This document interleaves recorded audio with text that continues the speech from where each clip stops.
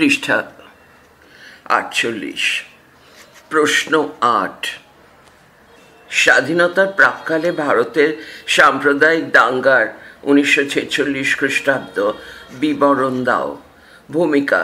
Cabinet মিশনের 1946 খ্রিস্টাব্দ প্রস্তাবগুলির বেশ কিছু ভুল ত্রুটি থাকলেও মুসলিম লীগ সহ সব রাজনৈতিক দল তা মেনে নিয়েছিল। কিন্তু বড়লাট ওয়েভেলের অন্তর্বর্তী সরকার গড়ার ডাকে জওহরলাল সাড়া দিলে জিন্নার নেতৃত্বে মুসলিম লীগ প্রত্যক্ষ সংগ্রামের ডাক দেয়, যার পরিণতি হিসেবে সাম্প্রদায়িক দাঙ্গা বাধে। সাম্প্রদায়িক দাঙ্গা ভারত। 1. প্রেক্ষাপট। মন্ত্রী মিশন বা ক্যাবিনেট মিশনের পরিকল্পনায় ভারতভাগের সম্ভাবনা থাকায় মুসলিম লীগ প্রস্তাবটিকে স্বাগত জানায়।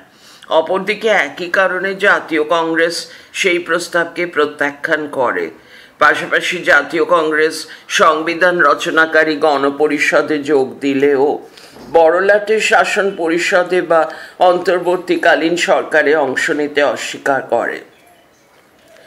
এক্ষেত্রে কংগ্রেসের অভিযোগ ছিল যে অন্তর্বর্তীকালীন সরকারকে যথেষ্ট ক্ষমতা ও স্বাধীনতা দেওয়া হয়নি। এই অন্তর্বর্তী সরকারের অধীনে থেকে কংগ্রেসের পক্ষে স্বাধীনভাবে কাজ করা অসুবিধাজনক। পাশাপাশি নির্বাচনে বিপুল ভোটের ব্যবধানে কংগ্রেসের জয়লাভ দেখে মুসলিম লীগ গণপরিষদ ত্যাগ করে এবং পাকিস্তানের দাবিতে অনড় থাকে। পৃষ্ঠা 49। শেষ পর্যন্ত বড়লাট ওয়েভেল ঘোষণা করেন, কংগ্রেস যেহেতু অন্তর্বর্তীকালীন সরকারে যোগ দিতে অনিচ্ছুক, তাই মুসলিম লীগকেও এই সরকারে যোগদানের জন্য আমন্ত্রণ জানানো যাবে না। জওহরলাল নেহরু নিখিল ভারত কংগ্রেস কমিটিতে বলেন, সংবিধান পরিষদে যোগদান করা ছাড়া অন্য কোনো বিষয়ে আমাদের বাধ্যবাধকতা নেই।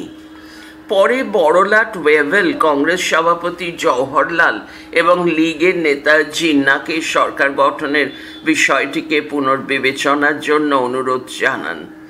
কংগ্রেস অন্তর্বর্তী সরকারে যোগদানের সিদ্ধান্ত নিলে জিন্না ঘোষণা করেন যে মুসলিম লীগ ক্যাবিনেট মিশনের পরিকল্পনা মানে না। 2. প্রত্যক্ষ সংগ্রাম দিবস ঘোষণা। জিন্না মুসলিম লীগের সদস্যদের সকল সরকারি উপাধি ও খেতাব ত্যাগ করার আহ্বান জানান। ভারতের ব্রিটিশ সরকার ও কংগ্রেসের বিরুদ্ধে এক প্রকার যুদ্ধ ঘোষণা করে। প্রত্যক্ষ সংগ্রাম দিবস ঘোষণা করে জিন্না বলেন, উদ্ধৃতি শুরু, আমরা আজ যা করেছি তা আমাদের ইতিহাসের সবচেয়ে ঐতিহাসিক কাজ। লীগের পুরো ইতিহাসে আমরা কখনো সাংবিধানিক পদ্ধতি এবং সাংবিধানিকতা ছাড়া কিছু করিনি, কিন্তু এখন আমরা বাধ্য হয়েছি সাংবিধানিক পদ্ধতিকে বিদায় জানাতে। উদ্ধৃতি শেষ। মুসলিম লীগ 16 আগস্ট দিনটি প্রত্যক্ষ সংগ্রাম দিবস হিসেবে ঘোষণা করে এবং দিনটিকে সারা দেশে পালন করার সিদ্ধান্ত নেয়। ঠিক হয়, দেশ জুড়ে প্রতিবাদ সভা, হরতাল, বিক্ষোভ প্রদর্শন ও মিছিলের মাধ্যমে দিনটি পালন করা হবে। 3. প্রত্যক্ষ সংগ্রামের প্রস্তুতি। বাংলায় মুসলিম লীগ ক্ষমতাসীন থাকায় দিনটি পালনের জন্য উন্মাদনা ও উত্তেজনা তৈরি হয়। এই দিনটিতে সরকারি ছুটি ঘোষিত হয়। কলকাতার অক্টারলোনি মনুমেন্টের নিচে সুবিশাল জনসভায় বাংলার প্রধানমন্ত্রী হোসেন শহীদ সুহরাওয়ার্দী ইঙ্গিত দেন সেনাবাহিনী ও পুলিশকে সংযত রাখা হয়েছে। সংযত উদ্ধৃতির মধ্যে। 4. দাঙ্গার সূচনা। কিন্তু বিক্ষোভ প্রদর্শনের বদলে শুরু হয়ে যায় বীভৎস দাঙ্গা। প্রথমে কলকাতার চৌরঙ্গি এলাকাতে একটা ছোটখাটো সংঘর্ষ বাধে। কিছু সশস্ত্র মুসলিম লীগ সমর্থক বেশ কয়েকটি হিন্দু দোকানের উপর আক্রমণ চালায়। এরপরেই দাঙ্গা শুরু হয়ে যায়। মুসলিম লীগ 16 আগস্ট থেকে একটানা 4 দিন ধরে কলকাতায় দাঙ্গা হাঙ্গামা চালায়। বিহার থেকে তারা প্রচুর দুষ্কৃতীকে কলকাতায় নিয়ে আসে। দাঙ্গাকারীরা স্লোগান দেয়, লেকার রহেঙ্গে পাকিস্তান, লড়কে লেঙ্গে পাকিস্তান। 5.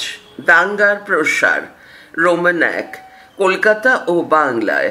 কলকাতার Dharmatala, Maniktala, Ultadanga, Canning Street, Entally, Phoolbagan, Park Street, Harrison Road, Burrabazar, Sealdah, Beleghata, Bowbazar, রাজাবাজারে দাঙ্গার আগুন ছড়িয়ে পড়ে। ধীরে ধীরে দাঙ্গার আগুন চট্টগ্রাম, ঢাকা, ময়মনসিংহ, বরিশাল ও পাবনা জেলা জুড়েও ছড়িয়ে পড়ে। কিছুদিনের মধ্যেই দক্ষিণ পূর্বের দুই জেলা নোয়াখালী ও ত্রিপুরাতে পরিস্থিতির চরম অবনতি ঘটে। রোমান 2, বাংলার বাইরে। দাঙ্গার আগুন শুরু এখানেই সীমাবদ্ধ ছিল না। আস্তে আস্তে কলকাতা, বাংলা ছাড়িয়ে বোম্বাই 1 সেপ্টেম্বর, দিল্লি, বিহার সহ 25 অক্টোবর, গড়, মুক্তেশ্বর, যুক্তপ্রদেশ ও পাঞ্জাবে ছড়িয়ে পড়ে। পৃষ্ঠা 49 চলছে। ক্রিস্টোফ জেফ্রেলটের লেখা, বর্গীয় জয়াকার ফয়রফুলাইকার ল টয়কার বয়শূন্য র। জেফ্রেলটের লেখা থেকে জানা যায় গোটা উত্তর ভারতে হিন্দি বলয় জুড়ে একই সাম্প্রদায়িক পরিণতি ঘটে। সংখ্যালঘু মুসলমানেরা পাকিস্তানের প্রতীককে কেন্দ্র করে নিজেদেরকে সংগঠিত করে তোলে এবং আধা সামরিক স্বেচ্ছাসেবক সংগঠন তৈরি করে। স্বাভাবিকভাবেই হিন্দুরা এবং তাদের সংগঠনগুলি মিলিত হয়ে প্রতিরোধ গড়ে তোলে।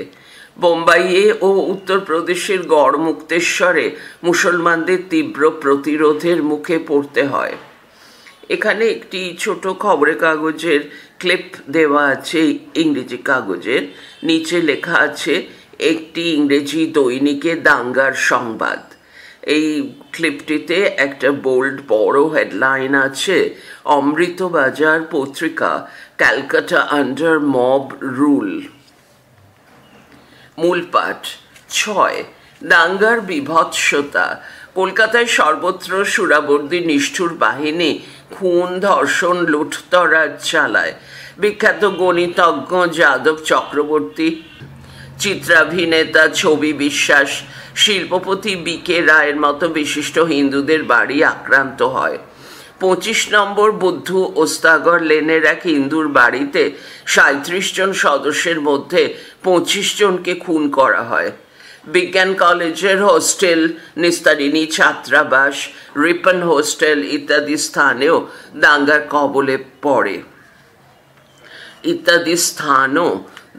কবলে পড়ে। দাঙ্গাতে মোট 5 দিনে 16 থেকে 20 আগস্ট 4 থেকে 5 হাজার মানুষ নিহত, 15,000 জন আহত এবং লক্ষাধিক মানুষ গৃহহারা হন। কলকাতার এই হত্যাকাণ্ডকে স্টেটসম্যান পত্রিকা নৃশংস হত্যাকাণ্ড, দ্য গ্রেট ক্যালকাটা কিলিং আখ্যা দেয়। পাঠান উপজাতীয়রা টঙ্ক অঞ্চলে হিন্দু ও শিখদের উপর আক্রমণ চালায়, যার বলি হন শতাধিক হিন্দু ও শিখ। সরকারি হিসেব অনুযায়ী মাত্র 3 মাসে পাঞ্জাবে প্রায় 3,500 মানুষ প্রাণ হারান এবং 150 মিলিয়ন টাকার সম্পত্তি নষ্ট হয়।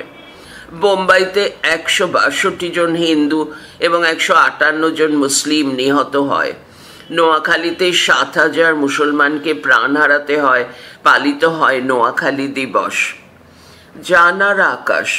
কলকাতার সংবাদপত্র স্টেটসম্যান পত্রিকা তার সম্পাদকীয়তে দাঙ্গার ঘটনাকে দ্য গ্রেট ক্যালকাটা কিলিং শিরোনামে বর্ণনা করে।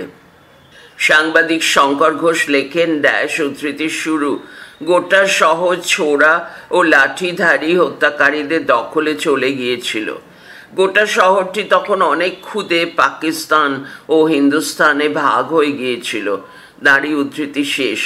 যদিও এর বিপরীত ছবিও ধরা পড়েছিল বহু হিন্দু মুসলমানের, এবং বহু মুসলমান হিন্দুর পাশে এসে দাঁড়ান ও তাঁদের প্রাণ রক্ষা করেন। পৃষ্ঠা 57। সরকারের ভূমিকা।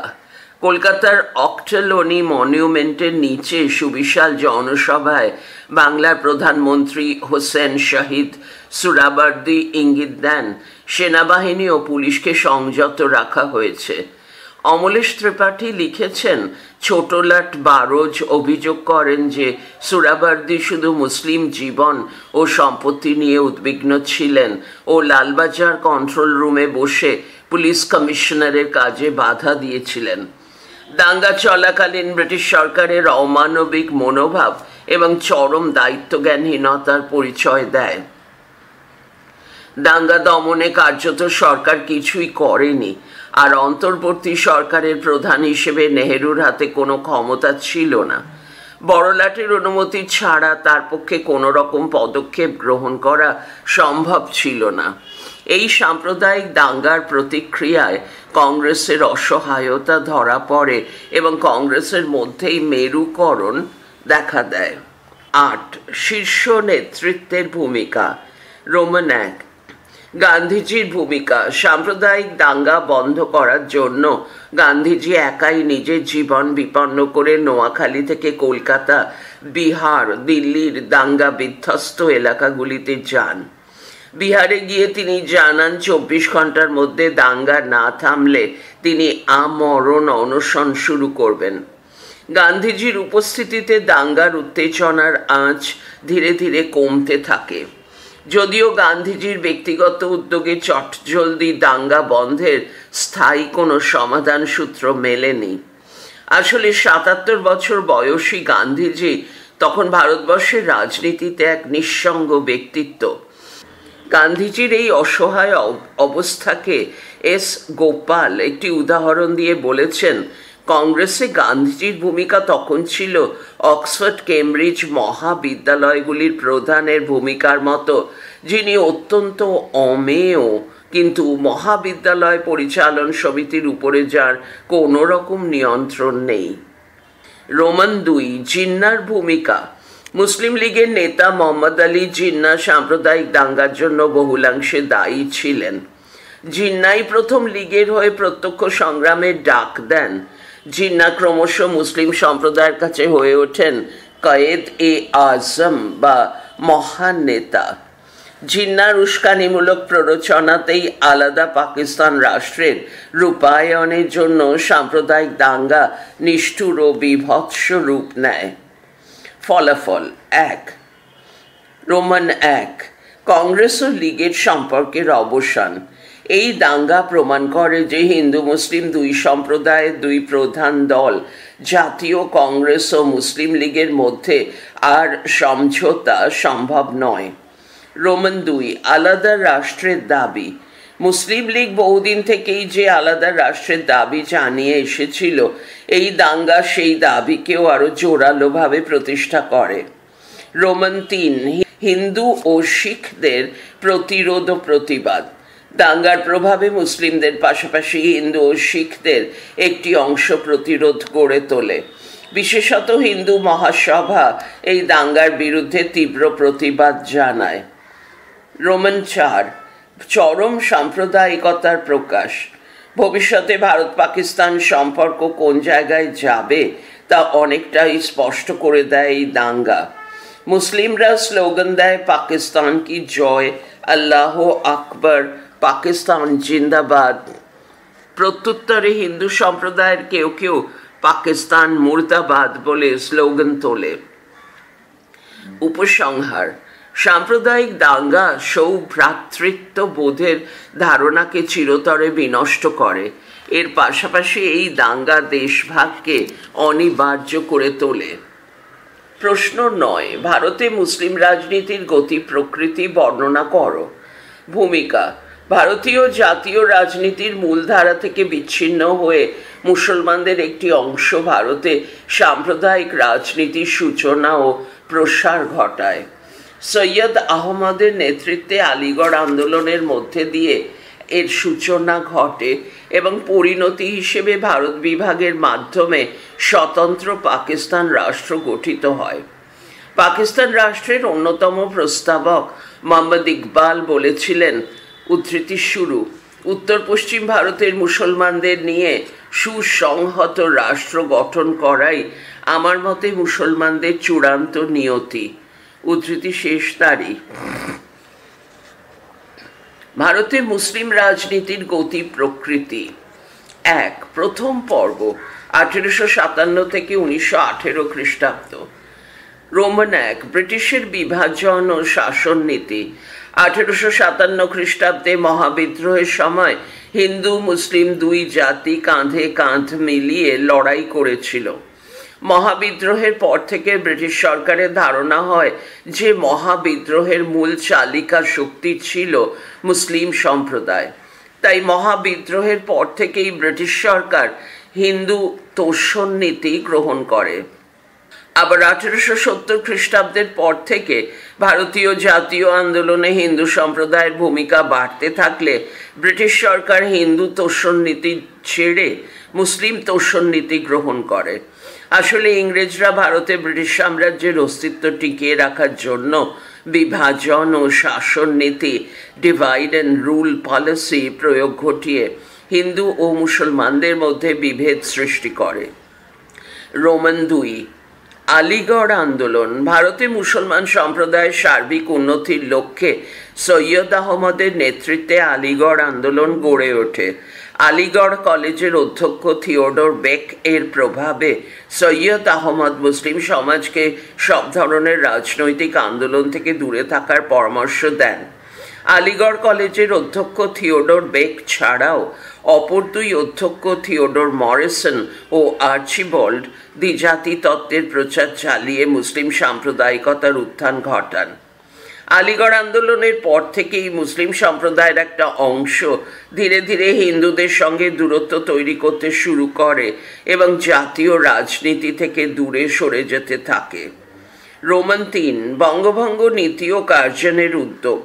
হিন্দু ও মুসলমানদের মধ্যে বিভেদ সৃষ্টি করে বাঙালি সংহতিকে বিনাশ করার লক্ষ্যে কার্জন বঙ্গভঙ্গের সিদ্ধান্ত গ্রহণ করেন। 19 শতকের দ্বিতীয় পর্ব থেকে ব্রিটিশ শাসক গোষ্ঠী শিক্ষিত বাঙালির মধ্যে জাতীয়তাবাদী ভাবধারার দ্রুত প্রসার দেখে ভীত হয়ে পড়ে। পৃষ্ঠা 51। সাম্রাজ্যবাদী স্বৈরাচারী গভর্নর জেনারেল লর্ড কার্জন এই ভীতি থেকেই বঙ্গভঙ্গের সিদ্ধান্ত নেন। তিনি বাংলা প্রেসিডেন্সিকে 16 অক্টোবর 1905 খ্রিস্টাব্দ পূর্ববঙ্গ ও আসাম এবং বঙ্গদেশ নামে দুটি প্রদেশে ভাগ করেন। মুসলিমদের কাছ থেকে সমর্থন আদায় করার জন্য বড়লাট কার্জন ঢাকার নবাব সালিম উল্লাহকে বেশ কিছু সুযোগ সুবিধা দান করেন এবং মুসলমান তরুণদের আস্থা অর্জনের জন্য সরকারি চাকুরির সুযোগ তৈরি সহ নানা ধরনের প্রলোভন দেখান। রোমান চার, সিমলা দৌত্য। মুসলমানদের জন্য কিছু সুযোগ সুবিধা আদায়ের লক্ষ্যে আগা খাঁর নেতৃত্বে 35 জনের এক মুসলিম প্রতিনিধি দল বড়লাট মিন্টোর সঙ্গে দেখা করেন। আলিগড় কলেজের অধ্যক্ষ আর্চিবল্ডের লেখা এক স্মারকলিপি এরা বড়লাটের কাছে জমা দেন 1 অক্টোবর 1906 খ্রিস্টাব্দ। এই ঘটনা সিমলা দৌত্য নামে পরিচিত। সিমলা দৌত্যে মুসলমানদের জন্য সরকারি উচ্চপদ ছাড়াও সামরিক বেসামরিক চাকরিতে আরও বেশি সংখ্যায় মুসলমানদের নিয়োগ করার দাবি জানানো হয়। পাশাপাশি মিউনিসিপ্যালিটি, জেলা পরিষদ এবং বিশ্ববিদ্যালয়ের সেনেট ও সিন্ডিকেটে মুসলিমদের জন্য নির্দিষ্ট সংখ্যক আসন সংরক্ষণ রাখার দাবি তোলা হয়। এসব ছাড়াও কেন্দ্রীয় ও প্রাদেশিক আইনসভাতে মুসলিমদের জন্য আলাদা নির্বাচন ব্যবস্থা রাখতে হবে বলে দাবি জানানো হয়। সিমলা দৌত্যের ফলে ভারতের মুসলমানরা যেসব সুযোগ সুবিধার আশ্বাস পেয়েছিল তাতে ভারতে এক আলাদা জাতিরূপে তাদের মর্যাদা বেড়েছিল। রোমান পাঁচ, মুসলিম লীগ গঠন। সিমলা দৌত্যের সাফল্য ভারতীয় মুসলমান নেতাদের নিজ সম্প্রদায়ের স্বার্থ রক্ষার জন্য পৃথক একটি সর্বভারতীয় মুসলিম রাজনৈতিক প্রতিষ্ঠান গড়ে তোলার ব্যাপারে উৎসাহিত করেছিল। এরই পরিণতি হিসেবে ঢাকার নবাব সালিম উল্লাহের উদ্যোগে মুসলিম লীগের জন্ম হয় 30 ডিসেম্বর 1906 খ্রিস্টাব্দ। মুসলিম লীগ প্রতিষ্ঠার পর লীগের নেতারা মুসলিম সম্প্রদায়কে জাতীয় রাজনীতির মূল ধারা থেকে সরিয়ে দেয় এবং এক স্বতন্ত্র পথে প্রত্যক্ষ রাজনীতিতে যোগদানে উৎসাহিত করতে শুরু করেন। মুসলিম লীগের প্রাথমিক উদ্দেশ্য হয়ে দাঁড়ায় তরুণ মুসলিম বুদ্ধিজীবীদের জাতীয় কংগ্রেস থেকে দূরে সরিয়ে রাখা। এর ফলাফল হিসেবে একদিকে যেমন সাম্প্রদায়িক ভেদনীতি আরও দৃঢ় হয়, অপরদিকে তেমন জাতীয় আন্দোলন দুর্বল হয়ে পড়ে। মুসলিম লীগ ঘোষণা করে ভারতে হিন্দু মুসলমানদের মধ্যে সামাজিক মিত্রতা সম্ভব, কিন্তু রাজনৈতিক মিত্রতা কখনোই সম্ভব নয়। রোমান 6 লখনৌ চুক্তি। বালগঙ্গাধর তিলক কংগ্রেসের নরমপন্থী ও চরমপন্থীদের মিলনের উদ্যোগ নেন। অপরদিকে জিন্না তুরস্কের খলিফার বিরুদ্ধে ব্রিটিশের ভূমিকায় ক্ষুব্ধ হয়ে কংগ্রেসের সঙ্গে আপোষের প্রয়োজন অনুভব করেন। এই প্রেক্ষাপটে জাতীয় কংগ্রেসের লখনৌ অধিবেশন চলাকালীন চরমপন্থী নেতা তিলকের নেতৃত্বে কংগ্রেস ও মোহাম্মদ আলী জিন্নার নেতৃত্বে মুসলিম লীগের মধ্যে এক চুক্তি হয়, যার নাম লখনৌ চুক্তি। লখনৌ চুক্তি, ডিসেম্বর 1916 খ্রিস্টাব্দ। এই চুক্তির শর্ত হিসেবে বলা হয়, লীগ ও কংগ্রেস একসঙ্গে ব্রিটিশের কাছে শাসনতান্ত্রিক সংস্কারের দাবি জানাবে। এছাড়াও বলা হয় মুসলিম লীগ কংগ্রেসের স্বরাজের আদর্শ মেনে নেবে, অপরদিকে কংগ্রেসও মুসলিম লীগের আলাদা নির্বাচন ব্যবস্থার দাবি মেনে নেবে। কেন্দ্রীয় আইন পরিষদের মোট সদস্য সংখ্যার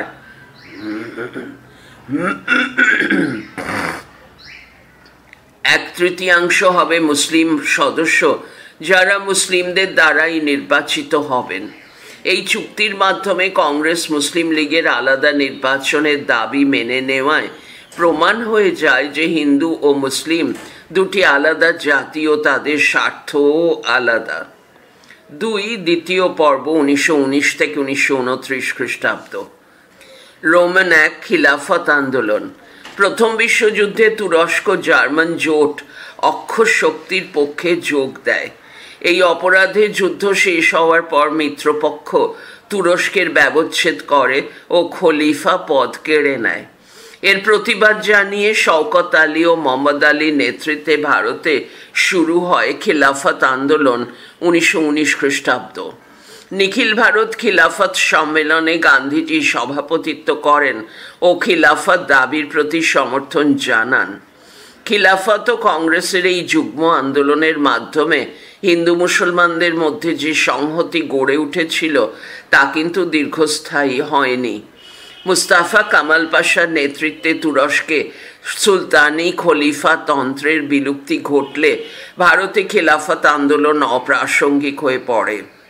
ভারতীয় মুসলমানরা ভারতে বসবাস করেও ভারতের স্বাধীনতার প্রশ্নকে পাশ কাটিয়ে তুরস্কের খলিফার পদ ফিরিয়ে দেওয়াকে অধিক গুরুত্বপূর্ণ বলে মনে করেন, আর গান্ধীজির জাতীয় শীর্ষ নেতৃবৃন্দ তাদের সমর্থন যোগানোয় ভারতবর্ষের স্বাধীনতার বিষয়টি গুরুত্বহীন হয়ে পড়ে। তাছাড়া এ সময় থেকে বিভিন্ন খিলাফত সংস্থার বিলুপ্তি ঘটতে থাকলে মুসলিম লীগের পুনরুত্থান ঘটে। লীগ 1924 লাহোর অধিবেশনে মুসলিম প্রধান অঞ্চলগুলিকে বাঁচিয়ে রাখার জন্য প্রাদেশিক স্বশাসনের প্রস্তাব তোলে। রোমান 2 অসহযোগ আন্দোলন। খিলাফত আন্দোলনকে জাতীয় আন্দোলনের মূল ধারার সঙ্গে মিশিয়ে দেওয়ার লক্ষ্যে শুরু হয় অসহযোগ আন্দোলন 1 আগস্ট 1920 খ্রিস্টাব্দ। কিন্তু চৌরি চৌরা ঘটনার জেরে গান্ধীজি অসহযোগ আন্দোলন প্রত্যাহার করে নিলে ইতিপূর্বে প্রতিষ্ঠিত হিন্দু মুসলিম ঐক্য বালির বাঁধের মতো ভেঙে পড়ে। আলী ভ্রাতৃদ্বয় বন্ধনীর মধ্যে মোহাম্মদ আলী ও শওকত আলী বন্ধনী শেষ পুরোপুরি কংগ্রেস বিরোধিতার পথ নেন এবং এই লক্ষ্যে কানপুরে জামিয়াত-ই উলেমা-ই-হিন্দ নামক একটি সংগঠন প্রতিষ্ঠা করেন 1929 খ্রিস্টাব্দ। এছাড়াও গড়ে ওঠে নিখিল ভারত মুসলিম সম্মেলন। এটি ভারতের বিভিন্ন মুসলমান সংস্থাগুলির মধ্যে সংহতি গড়ে তোলার উদ্যোগ নেয়। পৃষ্ঠা 52। এই সমিতির মূল উদ্দেশ্য হয়ে দাঁড়ায় ভারতীয় মুসলমান সম্প্রদায়ের স্বার্থ রক্ষা করা এবং তাদের জন্য সাংবিধানিক সুযোগ সুবিধা আদায় করা। লীগ ও অন্যান্য মুসলিম সংগঠনের এই ধরনের মনোভাবের দরুন হিন্দু মুসলিম সম্পর্ক তিক্ত হতে শুরু করে, এমনকি উভয় সম্প্রদায়ের মধ্যে দাঙ্গা হাঙ্গামা শুরু হয়ে যায়। এ সময় হিন্দুদের স্বার্থ রক্ষার লক্ষ্যে হিন্দু মহাসভা পাশে এসে দাঁড়ালে এবং আর্য সমাজীদের শুদ্ধি ও সংগঠনের প্রসার ঘটতে শুরু করলে মুসলিম সম্প্রদায়ের তরফ থেকেও তাবলীগ বন্ধনীর মধ্যে প্রচার এবং তানজিম বন্ধনীর মধ্যে সংগঠন এর বিস্তার ঘটানো শুরু হয়। আর এর সুযোগ নিয়ে ব্রিটিশ কর্তৃপক্ষ উভয় সম্প্রদায়ের মধ্যে বিভেদ সৃষ্টিতে ইন্ধন যোগায়। রোমান 3 জাতীয় চুক্তিপত্র এবং বাংলা চুক্তিপত্র। অসহযোগ আন্দোলন অসময়ে সমাপ্তির পর মুসলিম লীগ পুনরায় সক্রিয় হয়ে ওঠে। লীগ সাম্প্রদায়িক ভিত্তিতে মুসলিম সম্প্রদায়কে সংঘবদ্ধ করতে শুরু করলে সাম্প্রদায়িকতা বাড়তে থাকে। এই সাম্প্রদায়িক বিরোধ মেটানোর লক্ষ্যে কোকোনদ কয়কার ক দন্তের ন দ কোকোনদ কংগ্রেস অধিবেশনে 1923 খ্রিস্টাব্দ দুটি চুক্তিপত্রের খসড়া তৈরি করা হয়। ডক্টর আনসারি এবং লালা লাজপত রায় জাতীয় চুক্তিপত্রের খসড়া এবং চিত্তরঞ্জন দাস বাংলা চুক্তিপত্র নামে এক খসড়া তৈরি করেন। কিন্তু এই দুই চুক্তি শেষ পর্যন্ত কার্যকর না হওয়ায় মুসলমান সমাজে ভুল বার্তা যায়। রোমান 4 মুসলিম লীগের লাহোর সম্মেলন। 1924 খ্রিস্টাব্দে লাহোরে মোহাম্মদ আলী জিন্নার সভাপতিত্বে মুসলিম লীগের অধিবেশন বসে। এই অধিবেশনে মুসলিম লীগ দাবি জানিয়ে বলে ভারতে একটি যুক্তরাষ্ট্র গঠন করতে হবে এবং সেখানে নির্বাচন মণ্ডলী ছাড়াও মুসলমান প্রধান অঞ্চলগুলিকে রক্ষার জন্য সম্পূর্ণ প্রাদেশিক স্বায়ত্তশাসন বজায় রাখতে হবে। কলকাতায় অনুষ্ঠিত 22 ডিসেম্বর 1928 খ্রিস্টাব্দ অল পার্টিজ ন্যাশনাল কনফারেন্সে জিন্না কেন্দ্রীয় আইনসভায় মুসলিমদের জন্য 1/3 আসন সংরক্ষণের দাবি তোলেন। রোমান 5 জিন্নার 14 দফা দাবি। মতিলাল নেহরুর নেতৃত্বে ভারতের ভবিষ্যৎ সংবিধান রচনার জন্য একটি কমিটি তৈরি হয়। এই কমিটি পরে সংবিধানের যে খসড়া পেশ করে তা নেহেরু রিপোর্ট নামে পরিচিত। এই খসড়া সংবিধানে পাঞ্জাব ও বাংলায় মুসলিমদের জন্য কোনো আসন সংরক্ষণের ব্যবস্থা না থাকায় কলকাতায় অনুষ্ঠিত সর্বদলীয় অধিবেশনে মোহাম্মদ শফি, পাঞ্জাবের ফজলি হোসেন প্রমুখ মুসলিম নেতারা নেহেরু রিপোর্টের সমালোচনা করেন। মোহাম্মদ আলী জিন্না এই অধিবেশনে নেহেরু রিপোর্ট নিয়ে কয়েকটি সংশোধনী পেশ করে লীগের জন্য কিছু বিশেষ সুবিধা দাবি করেন, কিন্তু জিন্নার দাবিগুলি অগ্রাহ্য হয়। ভারতের বিভিন্ন অঞ্চলের মুসলিম রাজনৈতিক সংস্থাগুলিকে নিয়ে আগা খাঁ দিল্লির এক অধিবেশনে গঠন করেন সারা ভারত মুসলিম সম্মেলন 1 জানুয়ারি 1929 খ্রিস্টাব্দ। ঠিক এই সময়েই আলী ভ্রাতৃদ্বয় অর্থাৎ মোহাম্মদ আলী ও শওকত আলী কানপুরে জামিয়াত-ই উলেমা-ই-হিন্দ নামে একটি কংগ্রেস বিরোধী প্রতিষ্ঠান গড়ে তোলেন। কিছুদিন পরেই দিল্লিতে মুসলিম লীগের সম্মেলনে 28 মার্চ 1929 খ্রিস্টাব্দ জিন্না তাঁর বিখ্যাত 14 দফা দাবি পেশ করেন। জিন্নার এই 14 দফা দাবিগুলি ছিল নেহরু রিপোর্টে উল্লিখিত প্রস্তাবগুলির একেবারে বিপরীত। রোমান 6 বিভিন্ন জাতীয়তাবাদী মুসলিম সংগঠন প্রতিষ্ঠা। জাতীয়তাবাদী মুসলিম নেতারাও বিভিন্ন মুসলিম সংগঠন কংগ্রেস চালিত আন্দোলনের প্রতি সমর্থন জানায়। ব্রেলভি পয়রাফুলাইকার ল ভয় হস্যই ইউসুফ মেহের আলী প্রমুখ জাতীয়তাবাদী মুসলিম নেতারা নিখিল ভারত মুসলিম সম্মেলনের কংগ্রেস বিরোধী নীতিতে বিরক্ত হয়ে কংগ্রেস মুসলিম দল গঠন করেন জুলাই 1929 খ্রিস্টাব্দ। এর কয়েকদিন পরে মৌলানা আবুল কালাম আজাদের সভাপতিত্বে নিখিল ভারত মুসলিম জাতীয়তাবাদী দল গঠিত হয়। ইতিপূর্বে ডক্টর আনসারি নেতৃত্বে গঠিত হয়েছিল জাতীয়তাবাদী মুসলিম দল। এইসব দল সাম্প্রদায়িক ঐক্য গড়ে তোলে মুসলিমদের মনে জাতীয়তাবাদী চেতনার বিস্তার ঘটাতে চেয়েছিলেন। তিন, তৃতীয় পর্ব 1930 থেকে 47 খ্রিস্টাব্দ। রোমান এক, আইন অমান্য আন্দোলন।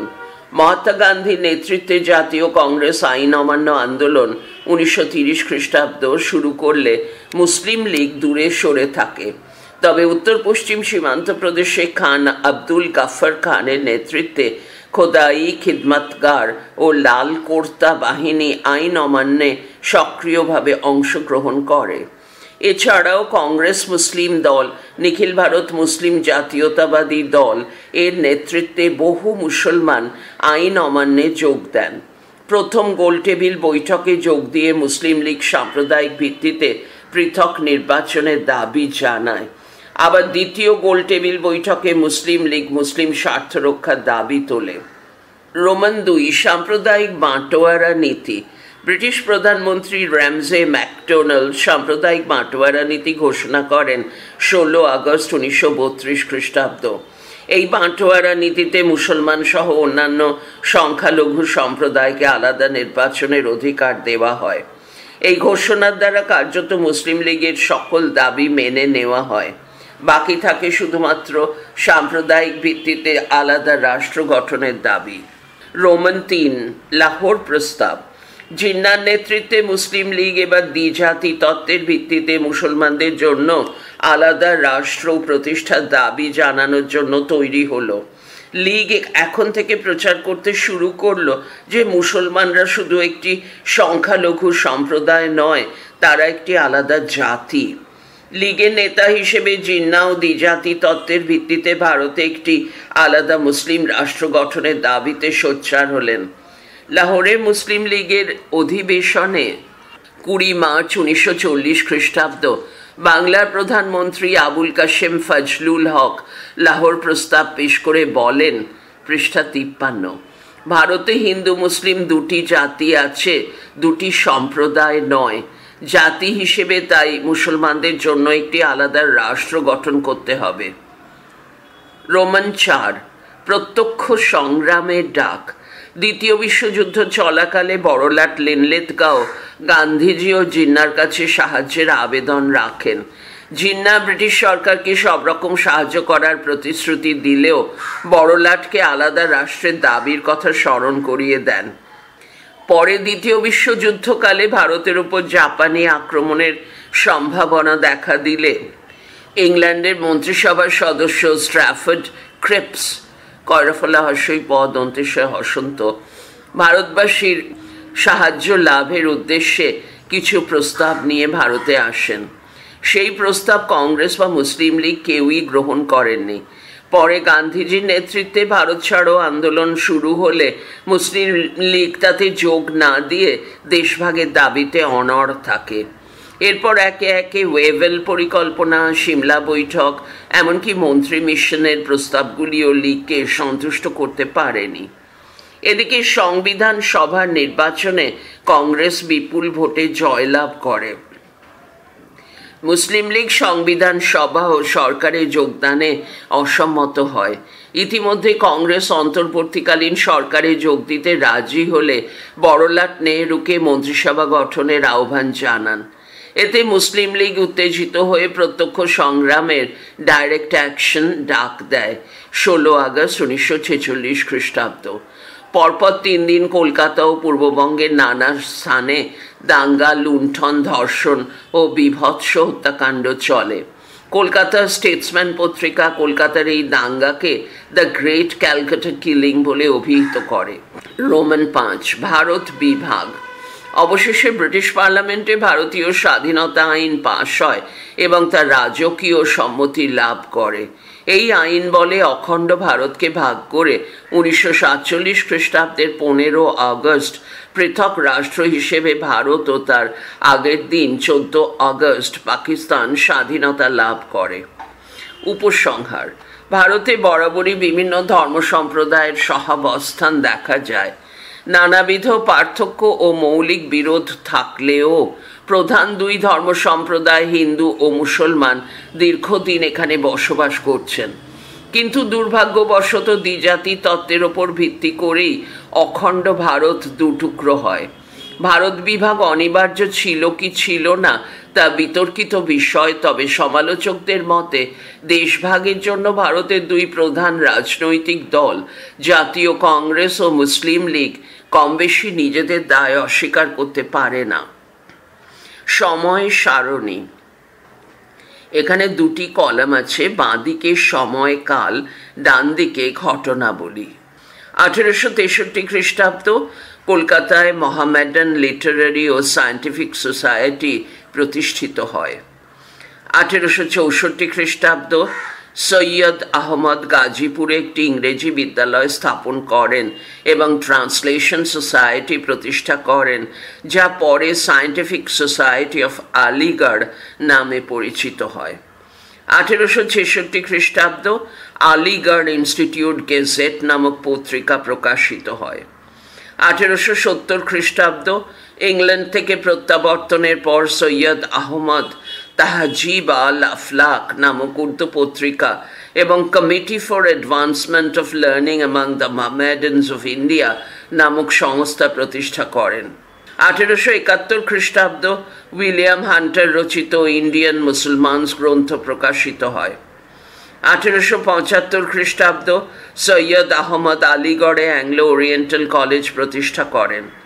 1877 খ্রিস্টাব্দ আলিগড় কলেজে নিয়মিত ক্লাস শুরু হয় এবং তৎকালীন বড়লাট লিটন কলেজের উদ্বোধন করেন। 1882 খ্রিস্টাব্দ স্বামী দয়ানন্দ কর্তৃক গো-রক্ষিণী সভা প্রতিষ্ঠা। 1885 খ্রিস্টাব্দ জাতীয় কংগ্রেস প্রতিষ্ঠা হয়। 1863 খ্রিস্টাব্দ কলকাতায় মোহামেডান লিটারারি ও সায়েন্টিফিক সোসাইটি প্রতিষ্ঠিত হয়। 1886 খ্রিস্টাব্দ সৈয়দ আহমদ মুসলিম শিক্ষা সম্মেলন নামে একটি সংস্থা স্থাপন করেন। পৃষ্ঠা 54। 1887 খ্রিস্টাব্দ ভারত সচিব লর্ড ক্রস কয়রাফুলা তালবস্যা বলেন যে ভারতীয়দের ধর্মগত বিভেদ সরকারের পক্ষে লাভজনক ও নিরাপদ হবে। 1888 খ্রিস্টাব্দ ব্রিটিশ সরকার সৈয়দ আহমদকে নাইট উপাধিতে ভূষিত করে। থিওডর বেকের উদ্যোগে আলিগড়ে ইউনাইটেড ইন্ডিয়ান প্যাট্রিয়টিক অ্যাসোসিয়েশন প্রতিষ্ঠিত হয়। 1891 খ্রিস্টাব্দ সরকার সহবাস সম্মতি বিল পাশ করতে চাইলে তিলক এর বিরুদ্ধে আন্দোলন সংগঠিত করেন।